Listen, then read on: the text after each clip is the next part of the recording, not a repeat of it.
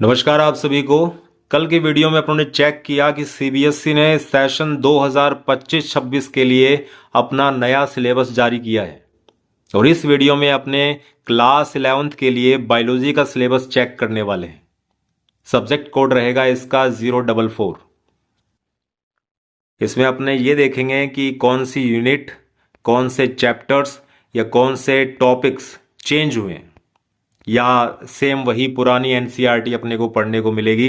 तो यहाँ आपने देख सकते हैं कि 5 यूनिट जो पुरानी बुक में 5 यूनिट डाल रखी है, सेम वही 5 यूनिट यहाँ पर देखने को मिलेगी और उनके टाइटल डाल रखे हैं। यहाँ पर पहली यूनिट है डाइवर्सिटी ऑफ लिविंग ऑर्गेनिजम्स, दूसरा है structural organisation in plants and animals, third है cell structure and function, fourth है प्लांट फिजियोलॉजी और उसके बाद फिफ्थ है ह्यूमन फिजियोलॉजी। तो मेरे ख्याल से कोई बदलाव नहीं है। जो पहली यूनिट है डाइवर्सिटी ऑफ लिविंग ऑर्गेनिजम्स, इसमें पहला चैप्टर है द लिविंग वर्ल्ड और इसमें टॉपिक कौन कौन से अपने को पढ़ने पड़ेंगे।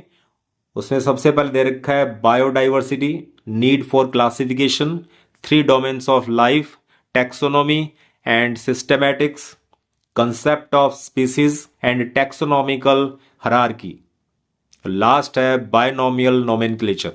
सेकंड चैप्टर है बायोलॉजिकल क्लासिफिकेशन और इसमें ये टॉपिक्स दे रखे हैं 5 kingdom classification, salient features and classification of monera, protista and fungi into major groups, lichens, viruses and viroids. Third chapter है plant kingdom, classification of plants into major groups, salient and distinguishing features and a few examples of algae, bryophyta, pteridophyta, gymnospermy and angiosperms. Fourth chapter है animal kingdom. इसमें जो topic अपने को पढ़ने हैं वो है salient features and classification of animals, non coordinates up to phyla level and coordinates up to class level, salient features and at a few examples of each category, no live animals और specimen should be displayed, ये mention किया हुआ है। अब second unit है structural organisation in plants and animals. इसमें 5वां chapter है मॉर्फोलॉजी ऑफ फ्लावरिंग प्लांट्स। इसमें कौन कौन से टॉपिक जो हैं वो अपने को पढ़ने हैं। Morphology of different parts of flowering plants, root, stem, leaf, inflorescence, flower, fruit and seed, description of family solanaceae. एक ही फैमिली पहले भी दी हुई थी, अब भी सेम वही फैमिली अपने को सोलनेसी फैमिली है वो पढ़नी है। एनाटॉमी ऑफ फ्लावरिंग प्लांट्स, इसमें anatomy and functions of tissue systems in dicots and monocots दे रखा है। फिर है chapter 7th structural organisation in animals. इसमें अपने को पढ़ना है morphology, anatomy and functions of different systems, जैसे कि डाइजेस्टिव है, सर्कुलेटरी है, रेस्पिरेटरी है, नर्वस है, रिप्रोडक्टिव है, ऑफ फ्रॉग। वैसे तो पुरानी जो एनसीईआरटी थी उसमें फ्रॉग के साथ साथ केंचुआ भी डाल रखा था और कॉकरोच भी था। अब पिछले 2-3 साल से अपने को फ्रॉग ही पढ़ना है, उसी की एनाटॉमी अपने को सीखनी है। अब आती है third unit cell structure and function. इसमें चैप्टर 8 दे रखा है cell the unit of life. इसमें क्या क्या पढ़ना है, cell theory and cell as the basic unit of life, structure of prokaryotic and eukaryotic cells, plant cell and animal cell, cell envelope, cell membrane, cell wall, cell organelles, structure and function, endomembrane system, endoplasmic reticulum, Golgi bodies, lysosomes, vacuoles, mitochondria, ribosomes, plastids, microbodies, cytoskeleton, cilia, flagella, centrioles, ultra structure and function, nucleus, same वही है। Chapter 9th biomolecules, chemical constituents of living cells, biomolecules, structure and functions of proteins, carbohydrates, lipids and nucleic acids, enzymes के types अपने को पढ़ने, properties पढ़नी, enzyme action पढ़ना है।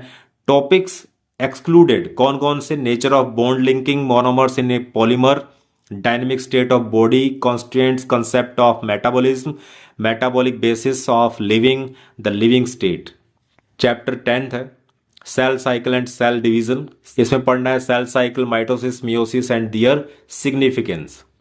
अब आती है fourth unit plant physiology. Chapter 11th है फोटोसिंथेसिस इन हायर प्लांट्स, जो कि बैकबोन मानी जाती है आपकी बॉटनी की। फोटोसिंथेसिस के बारे में पढ़ना है, photosynthesis as a means of autotrophic nutrition, site of photosynthesis, pigments involved in photosynthesis, elementary idea, photochemical and biosynthetic phases of photosynthesis, cyclic and non-cyclic photophosphorylation, chemiosmotic hypothesis, photorespiration, C3C4 pathways, factors affecting photosynthesis, same का same है. Respiration in plants, chapter 12, exchange of gases, cellular respiration, glycolysis पढ़ना है, fermentation, anaerobic respiration जिसको बोलते हैं, TCS cycle जिसको Krebs cycle कहते हैं, electron transport system, aerobic, energy relations, number of ATP molecules generated, एम्फीबोलिक pathways, respiratory quotient, वही का वही है.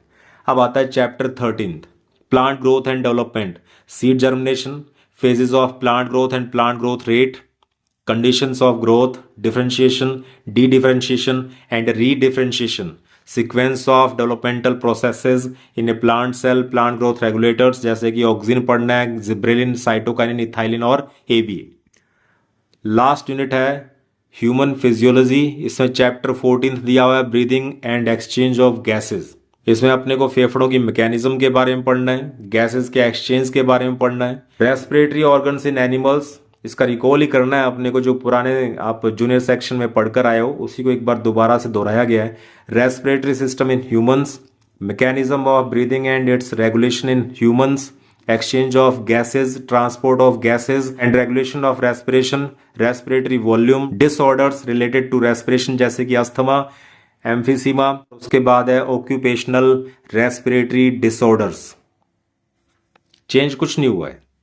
Chapter 15, body fluids and circulation, heart के बारे में, ब्लड के बारे में पढ़ना है, composition of blood, blood groups, coagulation of blood, composition of lymph and its function, human circulatory system, structure of human heart and blood vessels, cardiac cycle, cardiac output, ECG, double circulation, regulation of cardiac activity, disorders of circulatory system जैसे कि hypertension है, coronary artery disease है, angina pectoris है, heart failure है. 16th, 16वां चैप्टर, excretory products and their elimination, kidney के बारे में पढ़ना है, गुर्दों के बारे में, मोड्स ऑफ एक्सक्रीशन जैसे कि मोनोटेलिज्म, यूरियोटेलिज्म है, यूरिकोटेलिज्म है. कोई अमोनिया एक्सक्रीट कर रहा है, कोई यूरिया एक्सक्रीट कर रहा है और कोई यूरिक एसिड को निकाल रहा है बाहर, उससे रिलेटेड ये टर्म्स हैं. ह्यूमन एक्सक्रीटरी सिस्टम है, उसका स्ट्रक्चर एंड फंक्शन पढ़ना है, यूरिन फॉर्मेशन के बारे में पढ़ना है, osmoregulation, regulation of kidney function, renin angiotensin, atrial natriuretic factor. इसके बाद ADH and diabetes insipidus, role of other organs in excretion. Disorders कौन कौन से पढ़ने हैं, uremia, renal failure, renal calculi, nephritis, dialysis and artificial kidney, kidney transplant. 17वां है locomotion and movement. Types of movement डाल रखा है, सीलियरी है, फ्लैजुलर है, मस्कुलर है.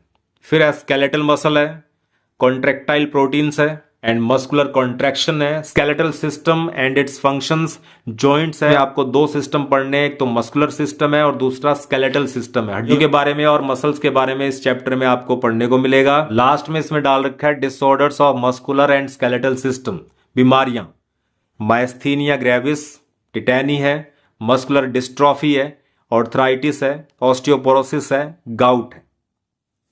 18वां chapter, neural control and coordination, nervous system के बारे में पढ़ना है. न्यूरॉन एंड नर्व्स है, नर्वस सिस्टम इन ह्यूमंस है, सेंट्रल नर्वस सिस्टम है, पेरिफेरल नर्वस सिस्टम है और विसरल नर्वस सिस्टम है. Generation and conduction of nerve impulse पढ़ना है लास्ट में. और लास्ट चैप्टर है 19वां, केमिकल कोऑर्डिनेशन एंड इंटीग्रेशन, जिसके अंदर अपने को एंडोक्राइन सिस्टम के बारे में पढ़ना है. एंडोक्राइन ग्लैंड्स एंड हार्मोन्स है, ह्यूमन एंडोक्राइन सिस्टम है, hypothalamus, pituitary, pineal, thyroid, parathyroid, adrenal, pancreas, gonads, इन सब के बारे में पढ़ना है. मैकेनिज्म ऑफ हार्मोन एक्शन पढ़ना है आपको, हार्मोन किस तरह से काम करते हैं उसका एलिमेंट्री आइडिया अपने को लेना है. Role of hormones as messengers and regulators, hypo and hyper activity and related disorders जैसे कि ड्वार्फिज्म है, एक्रोमिगैली है, क्रेटिनिज्म है, गोइटर है, एक्सोप्थेल्मिक गोइटर, डायबिटीज, एडिशंस डिजीज, इन बीमारियों के बारे में अपने को स्टडी करनी है. तो ये था आपका क्लास 11th के लिए बायोलॉजी का सिलेबस सीबीएसई बोर्ड का, और इसमें कोई चेंजेस अपने को देखने को नहीं मिला है। अगर आपको पुरानी बुक मिल रही है तो उसको ले लीजिए, नई बुक परचेज करने की ज़रूरत नहीं है। कोई क्वेरी हो तो आप पूछ सकते हैं। तब तक के लिए बने रहिए, टिके रहिए एंड इनहेल बायोलॉजी।